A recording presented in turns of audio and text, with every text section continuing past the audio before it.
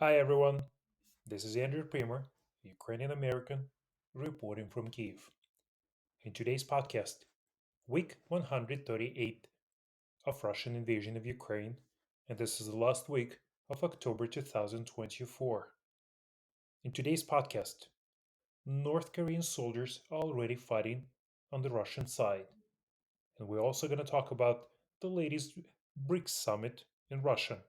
What Putin has achieved, or was this summit a failure?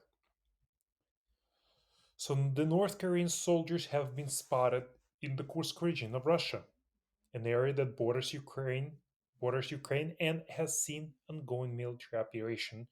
Ukraine's military intelligence service announced last Thursday.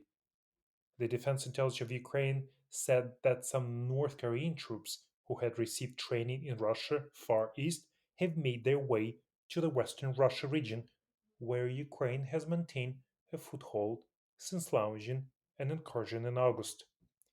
The intelligence service said the troops had been seen in Kursk on Wednesday, October 23rd. It added that the roughly 12,000 North Korean soldiers have been deployed to Russia and receiving training at five military training grounds in the country's east. The Kremlin had initially dismissed allegation of North Korean troops deployment, but on Thursday, at the BRICS summit, Russian dictator Putin did not deny that Pyongyang had sent soldiers to the country. The presence of North Korean soldiers in Ukraine risks turning the largest European invasion since World War II into a real global conflict, as US Defense Secretary Lloyd Austin confirmed on October 23rd that North Korea sent troops to Russia. Austin became the latest senior Western official to sound the alarm over the North Korean troops being sent to Russia amid fears that Hermit Kingdom is ready to take direct part in Moscow's invasion of Ukraine. Ukrainian President Zelensky was the first to warn that Russia is about to receive reinforcements in the force of many North Korean troops. South Korea, at the same time, since confirmed Zelensky's supported Zelensky's statement. Britain government also said that highly likely that Pyongyang had agreed to send combat troops to support Russia's war in Ukraine. If North Korean troops appear on the battlefield in Ukraine in the coming weeks, it would be the latest milestone in a series of events making North Korea grow in support for Putin's invasion of Ukraine. North Korea has reportedly been supplying Russia with artillery shells since the first year of the war and began providing Moscow with ballistic missiles in late 2023. In October 2024, intelligence sources claimed that North Korea sends half of all the projectiles used by Russia in Ukraine. The presence of North Korea's soldiers in Ukraine risks truly turning the largest European invasion since the World War II into a real global conflict. It would also highlight the growing personnel problems facing by Vladimir Putin, who is trying to wage a war of attrition in the face of staggering Russian losses. When Russian dictator first decided to launch a full-scale invasion of Ukraine in early 2022, he appeared to have sincerely believed that his forces would not meet serious resistance and would be accepted as liberators. This turned out to be a serious miscalculation. Since the beginning of the invasion, the Russian army has suffered extremely heavy losses in Ukraine and was forced to retreat from approximately half of the territory captured in the initial stage of the war. According to the US officials, more than 600,000 Russian servicemen have been killed or wounded through October 2024, with September being the deadliest month of the entire campaign. Russia's losses are largely due to the fact that Kremlin uses the so-called human waves tactic. This extremely expensive but effective approach involves the gradual advance across the battlefield of successive waves of Russian troops that, relying on numerical superiority, overcome Ukrainian defensive positions. This allowed Russia to make small but noticeable gains on the front line in eastern Ukraine during 2024. At the same time, it led to losses that regularly exceeded 1,000 killed and wounded soldiers per day. In recent months, there have been increasing signs that Russia is struggling to keep up with the supply of fresh soldiers to the front lines. The clearest evidence of the troops shortage came in early August when Ukraine launched an offensive into Kursk region and faced a flimsy border defense staffed by conscripts. Almost 3 months later, the Ukrainian army continued to occupy hundreds of square kilometers of the Russian territory without drastic changes. The Kremlin is studying various ways to replenish the thinned ranks of the Russian army. The first steps included increasing the conscription age and recruitment into the army directly from among prisoners. Recently, the Russian authorities have been trying to attract recruits with promises of generous monthly salaries and exorbitant one time payment for enlistment in the army. These sharply this strategy sharply increased payments indicate the increasing difficulty of recruiting sufficient volunteers to fill the combat losses suffered in Ukraine. This, of course, doesn't mean that Russia is about to run out of the potential soldiers. In fact, Putin still has a vast untapped reserves of manpower among the Russian population that he can potentially call upon when needed.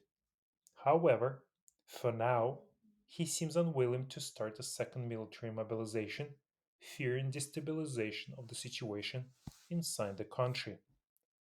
Putin announced the first partial mobilization since World War II in September 2022 as his troops retreated from Ukraine. The 2022 mobilization was an effective short term solution, increasing the size of the Russian armed forces by 300,000 people. Crucially, however, it also proved deeply unpopular among the Russian population, sparking protests within the country and spawning a wave of migration as hundreds of thousands of Russian men of draft age left the country. With record number of Russians already seeking refuge in the West to avoid military service, the Kremlin is understandably reluctant to risk a new mobilization unless it is urgently needed. So let's talk about the BRICS summit. So what's the Putin's main goals of the BRICS summit and was it successful? Last week in the city of Kazan, Russian President Putin greeted more than 20 heads of state at the BRICS summit of emerging economies. Among the leaders invited are China's Xi Jinping, Indian Prime Minister Narendra Modi, and Iranian President Masoud Pezeshkian. The Kremlin has called it one of the largest scale foreign policy event ever in Russia. The clear message is that attempts to isolate Russia by the West have failed. It is a big part of the messaging from the Kremlin that Russia is withstanding sanctions. We know there are severe cracks beneath the surface, but at a geopolitical level, Russia has all these friends and they are going to be Russian partners as long as they need to. So the results of BRICS summit turn out to be not what Russian dictator Putin expected. The fact is that Putin hoped at the summit, if not to solve, then at least to start solving several strategically important tasks for him, on which the future of his government and his regime depends. The first task is to show the whole world, Russia and himself, there is no isolation. The world leaders communicate well with him, visit him, and do business with him successfully. Moreover, he would, of course, like to show there is a certain block of opponents of the West, such as principled opponents of Western liberal Democrats, whose leader he, Vladimir Putin, is. Well, at least all the Russian mass media were ordered to cover the events of the summit in this way that Putin is the leader of the world's anti Western forces. So, what is this for? Well, first, to fuel his legitimacy in the eyes of the population and his own eyes, and also to kill the hopes of all those who hope for a quick end of the war. Why? Because Putin believes that as long as he enjoys popularity, then his most important undertaking is the Great War. Will so also enjoy popularity. And to support this legitimacy, of course, he needs recognition from the countries of the global east and the southern countries as well, the southern countries of the third world. And in reality, he still needs these countries to establish such an economic interaction with him. So the second task is to maintain high oil prices in 2025. The fact that in 2025, if oil prices fall, Putin simply will not have the money to, to support his war. And the third task, Putin, of course, wants to start the process of creating a single currency of a parallel payment system that would be independent of the West.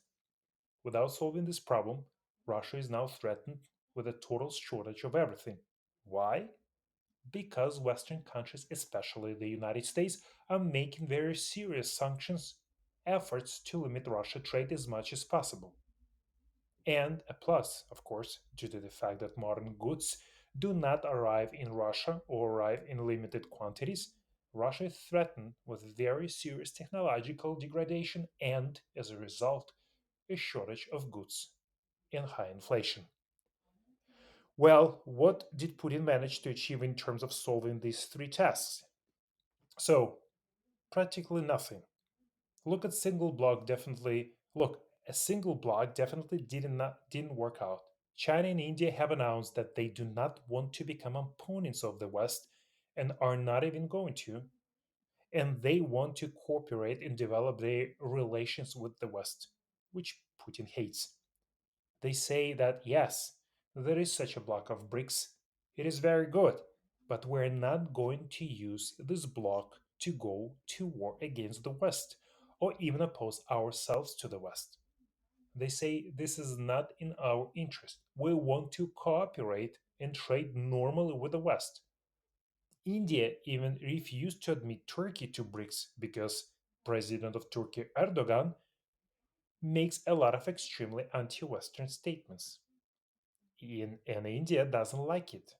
They said we don't want to sit in the same field with this madman and with anti-European speeches. So also twice during the summer, the president of China, Xi Jinping, publicly told Putin that he should end the war as soon as possible. In addition, right during the summer, Xi Jinping, under the pressure of the United States, banned the exports of components for the productions of drones by the Russian Federation. This threatens to turn into a very serious problem for Russian drone operators. In general, China and India made it clear to dictator Putin and right at his home that his anti Western adventure has dragged on too long, that it's time to end this whole thing and it's all look very, very bad. By the way, Turkey announced at the same time that it will stop the re export of Western microchips, in general, dual purpose goods from the US and Europe to Russia. That is, before everything was imported from the US and Europe to Turkey and exported from Turkey to Russia. Now, Turkey has banned it, again under pressure from the United States. In addition, the Turks left only one bank to conduct business with Russia. Moreover, a small bank, which is called a junk bank, makes payments through it. Making payments through this bank is very risky. and large payments cannot be made because the bank itself is not very big and do not have such capabilities. That is, this is the story that happened with the creation of United Anti-Western Front. A united anti-Western front didn't work out, but even worse, you know what? The fact that not all invited guests came to this summit in Kazan. For example, the president of Serbia, Alexander Vucic, didn't come. The president of Brazil, Lula da Silva, didn't come. But most importantly, Mohammed bin Salman was not there. And you know who is Mohammed? It's the crown prince of Saudi Arabia. And that was a big hit for Putin. Putin planned to support high oil prices in 2025 with the help of Saudi Arabia. However, Saudi Arabia decided that money is needed right now, and the money we are talking about is a very big sum. And since it's not possible to keep oil at a high level, the Saudis will sell this oil at lower prices, but much more oil itself. And thus the flow of money to the Saudi treasury will increase. But at the same time, competitors of Saudi oil will leave the market since it will no longer be profitable to extract the oil at low oil prices. For Putin, the year of 2025 is very difficult in terms of resources, and he's running out of the money. The National Welfare Fund is already almost empty. Almost 40% of the budget of Russian military is empty. All expenses go to the military. Experts call the budget for 2025 fantastic. Why? Because there is income there, which is most likely will not be. So basically, the Putin struggles, and when the world set up the oil price at a certain level, usually Russia sells it at $10 below for the barrel, which means the lower prices will kill the Russian war machine sooner or later. So, this simply cannot be obtained at quite high oil prices. About $70 per barrel is set as of now. And oil and oil products, as you understand, are about 65% of all revenues to the Russian budget. And if the prices of oil fall by 30 or 40% more than in 2025, Russia will find itself entirely without money. It simply doesn't it simply doesn't produce anything else that would be in demand in foreign markets. Therefore, the oil prices is Russia's most important budget indicator. If something goes wrong, everything will also go wrong with the whole budget. So, to keep the price of oil at an acceptable level, Putin called Mohammed bin Salman to summit in Kazan, but he didn't come. And this is a signal. And now, of course, Putin might find himself in a situation where won't be any money left for the war under such conditions. In Russia in general, in principle, this war differs from previous ones in that it waged exclusively for money.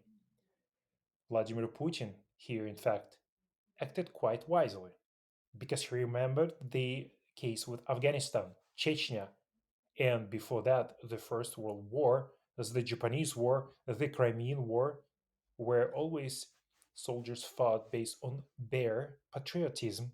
It drove the then Russian rulers, tsars, general secretaries, presidents, and everyone else to coups, to revolution, and before the change of power with the removal and death of the main protagonist.